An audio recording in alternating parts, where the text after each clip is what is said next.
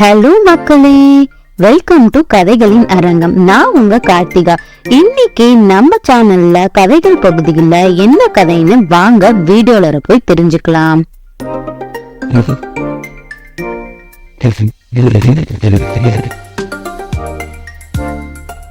நாம இன்னைக்கு ஒரு பொன்மொழியை பேஸ் பண்ணி தான் இந்த குட்டி கதையை கேட்க போறோம். அது என்ன பொன்மொழின்னு பாத்தீங்கன்னா, நேர்மையான எண்ணங்கள் நல்ல வாழ்க்கைக்கு வழிவகுக்கும். இதுதான் அந்த பொன்மொழி. இந்த பொன்மொழியை வச்சுதான் இந்த கதை அமைஞ்சிருக்கு. வாங்க கதைக்குள்ளார போகலாம். ஒரு ராஜாவும் அவருடைய மந்திரியும் தன்னோட நாட்டை எப்பொழுதுமே மக்களோட மக்களா இருந்து பணியாற்றி வந்துட்டு இருந்தாங்க. அந்த மக்களோட குறை நிறைகளை கேட்டு அந்த ராஜாவும் மந்திரியும் அவங்களுடைய தேவைகளை பூர்த்தி செஞ்சு வந்துட்டு இருந்தாங்க. இது அவங்களுடைய வழக்கமாவும் இருந்துச்சு. அதே மாதிரி ஒரு நாள் ராஜாவும் மந்திரியும் நகர்வலம் போறாங்க. மக்களுடைய கருத்துக்களை கேட்கவும் அவங்களுடைய தேவைகளையும் எல்லாத்தையும் பூர்த்தி செய்யறதுக்காகவும் நாட்டை மேம்படுத்துவதற்காகவும் அவங்க வழக்கம் போல அவங்கள பணிகளை செஞ்சுட்டு இருந்தாங்க. அதே மாதிரி ஒரு நாள் நகர்வலம் வந்துட்டு இருக்கிறப்போ மக்கள் கிட்ட எல்லார்கிட்டையும் தங்களுடைய குறைகளை எல்லாம் கேட்டு தெரிஞ்சுக்கிட்ட ராஜா ஒரு சந்தன கடைக்காரரை பாக்குறாரு. அந்த சந்தன கடைய பாக்குறதுக்கு முன்னாடியே அவருக்கு அங்க போகவும் பிடிக்கல, விருப்பமும் இல்லை. அந்த கடையை நெருங்க ராஜாவுக்கு அந்த நபரை பாக்குறப்ப ரொம்ப எரிச்சலும் கோபமும் வருது. அது ஏன்னு ராஜாவுக்குமே தெரியவே இல்லை சுத்தமா. இந்த மனநிலைய அவருக்கு ஒரு குழப்பமும் கொடுத்துச்சு ராஜாக்கு. ஏன் நமக்கு இப்படி தோணுது? இவரை நம்ம இதுக்கு முன்னாடியே நம்ம பார்த்தது இல்லையே. இவ்வளவு தூரத்துல இருந்து அவர் பாக்குறப்ப நமக்கு இவ்வளவு எரிச்சலும் கோபமும் வருதே, இது என்னன்னு புரியலையேன்னு சொல்லிட்டு மந்திரி கிட்டையும் அவர் சொல்றாரு. தனக்கு இந்த மாதிரி எல்லாம் தோணுது அப்படின்ட்டு. அது ஏன்னு காரணமும் தெரியல. எனக்கு அந்த நபரை பாக்குறப்ப கொல்லணும் போல கூட தோணுது. அந்த அளவுக்கு கோபம் எனக்கு அந்த கடைக்காரரை பார்த்தாவே இருக்கு அப்படின்னு சொல்லி மந்திரி கிட்ட சொல்றாரு. மந்திரிக்கு ரொம்பவும் ஆச்சரியமாவும் வியப்பாவும் இருக்கு. ராஜாவோட குணம் அது இல்லையே, அவரு எப்பொழுதும் இப்படி இருக்கவும் மாட்டாரே. மக்களுக்கு நற்பணி செய்யணும்ன்றதே அவர் வாழ்க்கையா கொண்டிருக்கிறவருக்கு ஏன் இந்த மாதிரியான ஒரு எண்ணமும் சிந்தனையும் வருதுன்னு புரியலையே அப்படின்னு குழப்பமாவும் இருந்தது. ராஜா கிட்டையும் ஏன்னு கேக்குறாரு.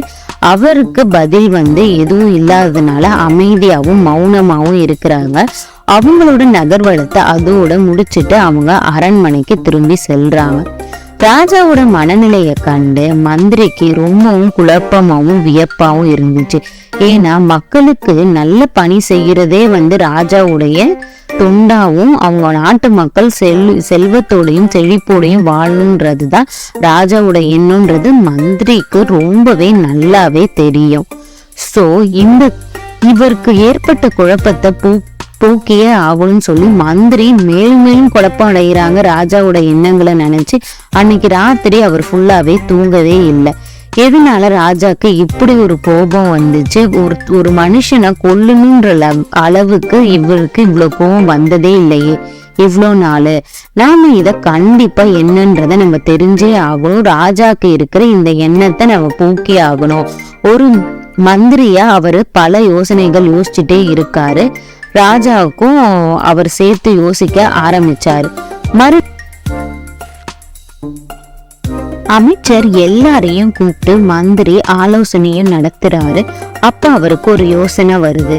அது என்ன யோசனைன்னு பாத்தீங்கன்னா, நாமளே இப்படி குழம்பி கொண்டே இருக்கிறத விட நாம அந்த கடைக்காரரை நேர்ல சந்திச்சு என்ன நடந்துச்சு, எதனால இப்படிலாம் இருக்குன்றத கேட்டு தெரிஞ்ச நமக்கு ஒரு தெளிவு கிடைக்கும்னு சொல்லி ஒரு எளிய மனுஷனா ஒரு சாதாரண வியாபாரம் பண்றதுக்கு போறவர் மாதிரி மந்திரி போறாரு அந்த கடைக்காரரை சந்திக்க.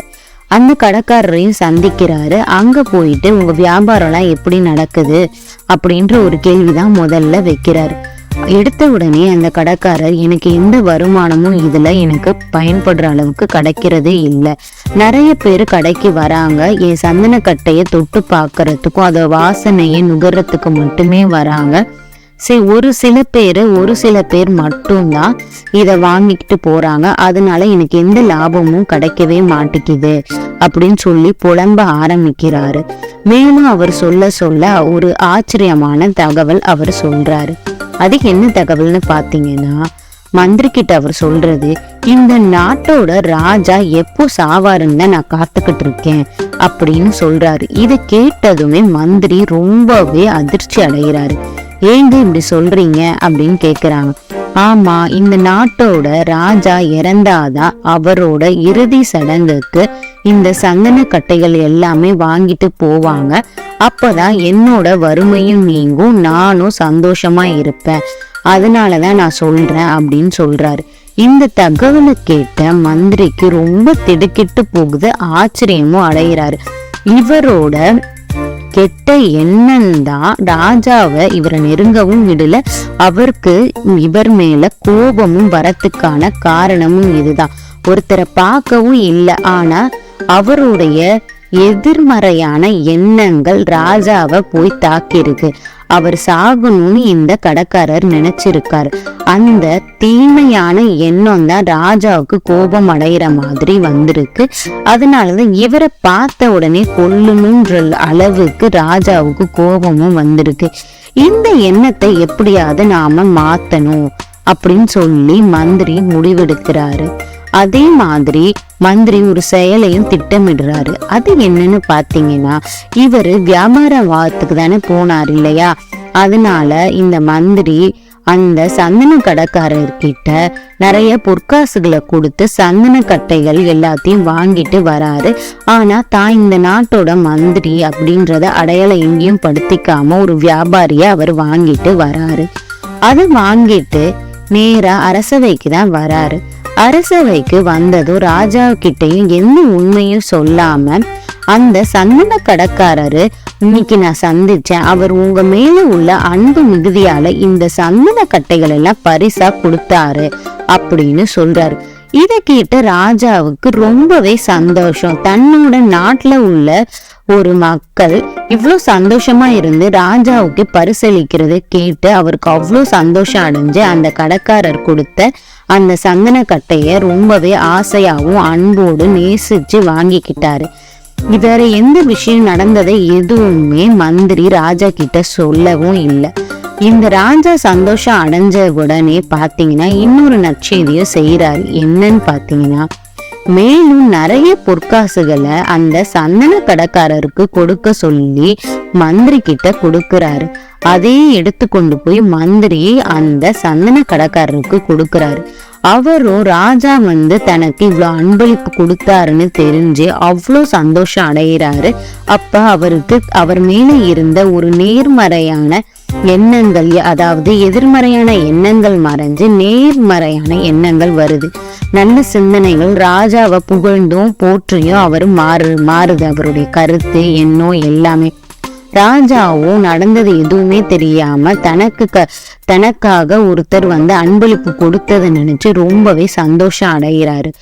இதுதான் இந்த கதையில நேர்மையான எண்ணங்கள் நல்ல வாழ்க்கைக்கு வழிவகுக்கும்.